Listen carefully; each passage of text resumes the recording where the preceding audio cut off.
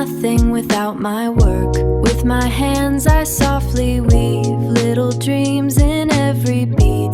Copper pearls and stones so bright, I turn them into rays of light. Every pace I make with care, a touch of love is hidden there. Through my art, my heart shines too. Each little jewel feels pure and new.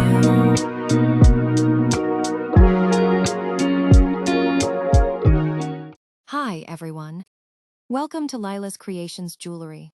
In today's video, I'm going to share with you a beautiful crystal tree earring design. For this project, I used drop-shaped clear crystal beads, 18-gauge copper enameled wire, and 26-gauge wire for wrapping. I hope you're going to enjoy this video. If you have any queries, please let me know in the comments section. Always think positive and be creative.